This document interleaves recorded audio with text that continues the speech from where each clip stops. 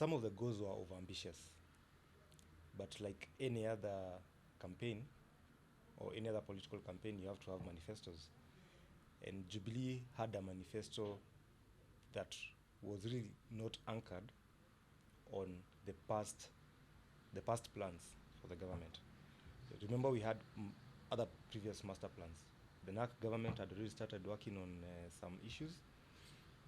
We have Vision 2030 as part of the blueprint for the country. And so the Jubilee administration was supposed to build its manifesto around these particular plans that were already in existence.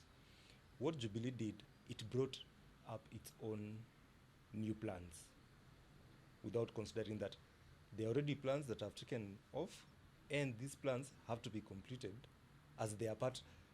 When you form a government, you don't form a new country. You have to continue with what has been going on. So Jubilee, yes, had some overambitious projects and likely to cost them, because as we've seen, the next campaign is about the economy, corruption, and the progress that the country has made so far. Yes, a very key determinant. Uhuru has to deal with corruption. He has no option. He finds himself at the same situation where Kibaki found himself in 2007, where Anglo-Leasing was a key campaign issue. So Uhuru has to deal with all these corruption issues. And fortunately, we've seen some action in 2015. So in 2016, we hope that this action, they can build on this action and get where we can see more people either jailed, we see recovery of assets and such.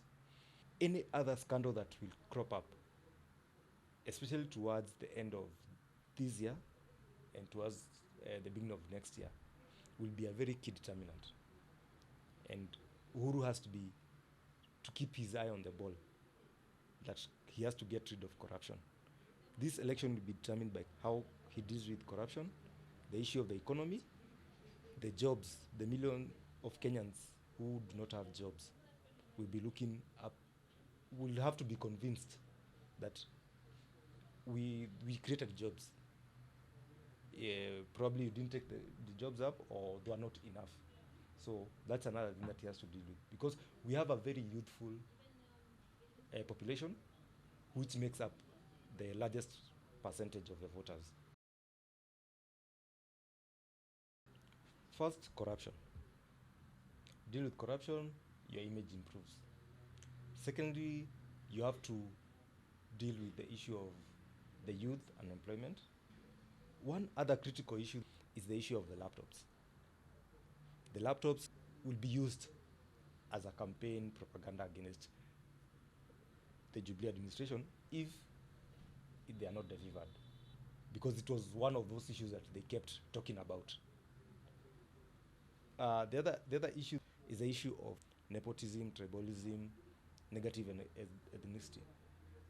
The government must work on showing that it's not a true community government. Jubilee has been accused of being a Kikuyu Kalenjin government. It is high time that they did an audit of themselves and see, do we represent everyone? How do we attract everyone on board if the jobs are just going to communities? The other thing that the government has to deal with is the economy. The economy is very critical.